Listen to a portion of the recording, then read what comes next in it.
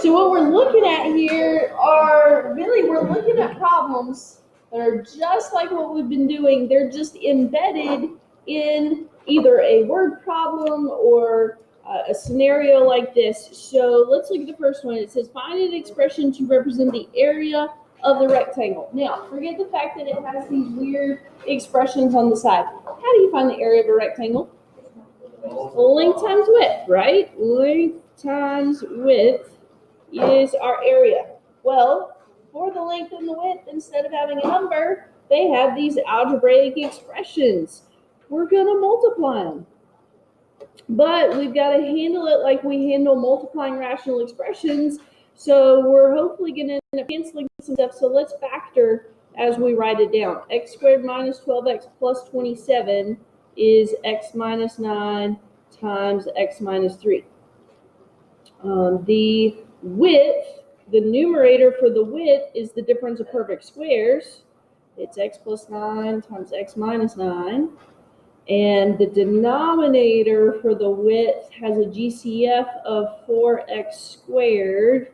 And that leaves us with x plus 9.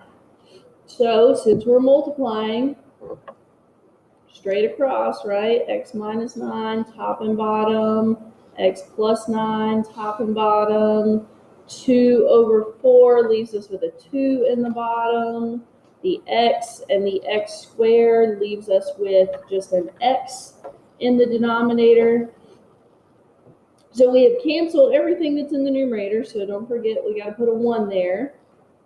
And we've got a 2 and an x and an x minus 3 left. So the area of this rectangle, if we knew what x was, then we could plug it in to our formula right here and get the area. Okay, number 2 is pretty much identical to that, just some different factoring, so I'm going to leave that one.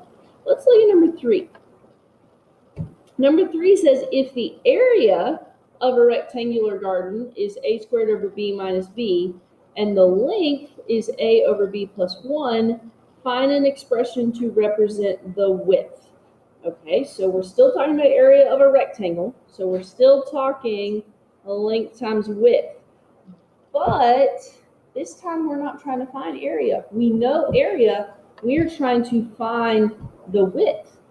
So to solve for width, we would divide both sides by the length, right? Area divided by length is our width. So let's set this one up. We have our area divided by our length. Now, this was not traditionally how we set up our division problems. So if you want to write it the other way, that's fine. But what we need to do is get a common denominator right here. And we need to get a common denominator right here.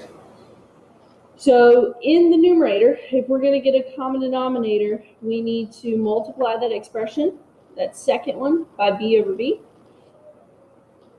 So our numerator now looks like a squared minus b squared over b, because they have the same denominator, so I'm going to go ahead and put them together. In the bottom, we need to do the same thing. That second expression needs a denominator of b, so we're going to multiply it by b over b. So we've got a plus b over b. They have the same denominator now, so I add their numerators. Now, if I divide by a fraction, what do?